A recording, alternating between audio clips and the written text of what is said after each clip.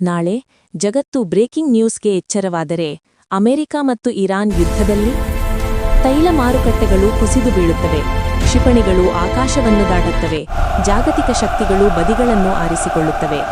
ಇದು ಕೇವಲ ರಾಜಕೀಯ ಉದ್ವಿಗ್ನತೆಯೇ ಅಥವಾ ಅದಕ್ಕಿಂತ ದೊಡ್ಡದಾದ ಯಾವುದೋ ಒಂದು ಆರಂಭವೇ?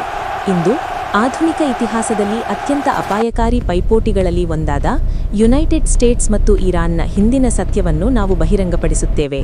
ಇಂದಿನ ಉದ್ವಿಗ್ನತೆಯನ್ನು ಅರ್ಥಮಾಡಿಕೊಳ್ಳಲು ನಾವು 1979ರ ಇರಾನ್ ಕ್ರಾಂತಿಗೆ ಹಿಂತಿರುಗಬೇಕು. ಅಮೆರಿಕದ ಬೆಂಬಲದೊಂದಿಗೆ ಇರಾನ್ನ ಶಾ ಪದಚ್ಯುತಗೊಂಡಾಗ ಎಲ್ಲವೂ ಬದಲಾಯಿತು. ಇರಾನ್ ಅಮೆರಿಕದ ಮಿತ್ರ ರಾಷ್ಟ್ರದಿಂದ ಅದರ ಪ್ರಬಲ ವಿಮರ್ಶಕರಲ್ಲೊಬ್ಬರಾಗಿ ರೂಪಾಂತರಗೊಂಡಿತು. ಆದರೆ ಅನೇಕ ಜನರಿಗೆ ತಿಳಿದಲ್ಲಿದ್ದಿರುವುದು ಇಲ್ಲಿದೆ. 1979ರ ಮೊದಲು ಅಮೆರಿಕ ಮತ್ತು ಇರಾನ್ ಕಾರ್ಯತಂತ್ರದ ಪಾಲುದಾರರಾಗಿದ್ದರು. ನವೆಂಬರ್ 1979ರಲ್ಲಿ ಇರಾನಿನ ವಿದ್ಯಾರ್ಥಿಗಳು ಟೆಹ್ರಾನ್ನಲ್ಲಿರುವ ಯುಎಸ್ ರಾಯಭಾರ ಕಚೇರಿಗೆ ನುಗ್ಗಿದರು. 52 ಅಮೆರಿಕನ್ ರಾಜತಾಂತ್ರಿಕರನ್ನು 444 ದಿನಗಳ ಕಾಲ ಒತ್ತೆಯಾಳುಗಳಾಗಿ ಇರಿಸಲಾಗಿತ್ತು. ನಂಬಿಕೆ ನಾಶವಾಯಿತು. ಆ ಕ್ಷಣವು ದಶಕಗಳ ಕಾಲ ಅಮೆರಿಕದ ವಿದೇಶಾಂಗ ನೀತಿಯನ್ನು ಮರುರೂಪಿಸಿತು. 2000 ದಶಕಕ್ಕೆ ವೇಗವಾಗಿ ಇರಾನ್ ತನ್ನ ಪರಮಾಣು ಕಾರ್ಯಕ್ರಮವನ್ನು ವಿಸ್ತರಿಸಲು ಪ್ರಾರಂಭಿಸುತ್ತದೆ. ಇರಾನ್ ಅದು ಇಂಧನಕ್ಕಾಗಿ ಎಂದು ಹೇಳುತ್ತದೆ. ಅದು ಪರಮಾಣು ಶಸ್ತ್ರಾಸ್ತ್ರಗಳಿಗೆ ಕಾರಣವಾಗಬಹುದು ಎಂದು ಅಮೆರಿಕ ಹೇಳುತ್ತದೆ. ನಿರ್ಬಂಧಗಳು ಇರಾನ್ನ ಆರ್ಥಿಕತೆಯನ್ನು ತೀವ್ರವಾಗಿ ಹೊಡೆದವು. 2015ರಲ್ಲಿ ಒಂದು ಪ್ರಮುಖ ಪ್ರಗತಿ: ಇರಾನ್ ಪರಮಾಣು ಒಪ್ಪಂದ. ಪರಮಾಣು ಮಿತಿಗಳಿಗಾಗಿ ವಿಶ್ವಶಕ್ತಿಗಳು ನಿರ್ಬಂಧಗಳನ್ನು ತೆಗೆದುಹಾಕಲು ಒಪ್ಪಿಕೊಂಡವು.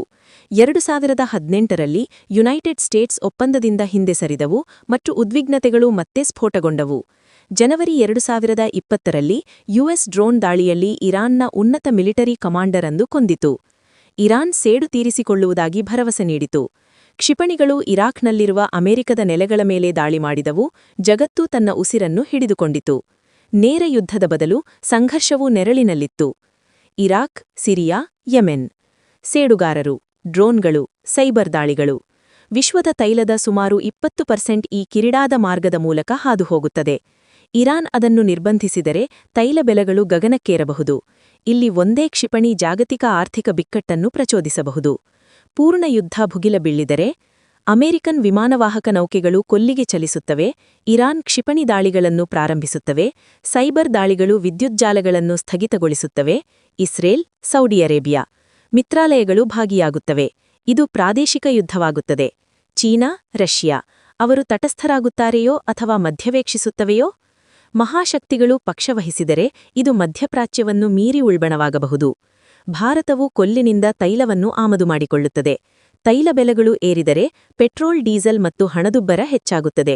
ನಿಮ್ಮ ದೈನಂದಿನ ಜೀವನ ಬದಲಾಗುತ್ತದೆ. ಯುದ್ಧಗಳು ಕೇವಲ ತಂತ್ರವಲ್ಲ, ಅವು ಕುಟುಂಬಗಳು, ಮಕ್ಕಳು, ನಿರಾಶ್ರಿತರು, ನಗರಗಳು ಅವಶೇಷಗಳಾಗಿ ಮಾರ್ಪಟ್ಟಿವೆ. ರಾಜತಾಂತ್ರಿಕತೆ ಇನ್ನೂ ಸಾಧ್ಯವೇ? ಮಾತುಕತೆಗಳು ಪುನರಾರಂಭಿಸಬಹುದೇ? ಅಥವಾ ಅವಿಶ್ವಾಸ ತುಂಬಾ ದೂರ ಹೋಗಿದೆಯೇ? ಅಮೆರಿಕ-ಇರಾನ್ ಸಂಘರ್ಷವು ರಾಜಕೀಯಕ್ಕಿಂತ ಹೆಚ್ಚಿನದು. ಇದು ಸಂಯಮನದ ಪರೀಕ್ಷೆ, ನಾಯಕತ್ವದ ಪರೀಕ್ಷೆ ಮತ್ತು ಮಾನವೀಯತೆ ಇತಿಹಾಸದಿಂದ ಕಲಿತಿದೆಯೋ ಎಂಬುದರ ಪರೀಕ್ಷೆ. ಯಾರು ಗೆಲ್ಲುತ್ತಾರೆ ಎಂಬುದು ಪ್ರಶ್ನೆಯಲ್ಲ. ನಿಜವಾದ ಪ್ರಶ್ನೆಯೆಂದರೆ ಜಗತ್ತು ಏನನ್ನು ಕಳೆದುಕೊಳ್ಳುತ್ತದೆ.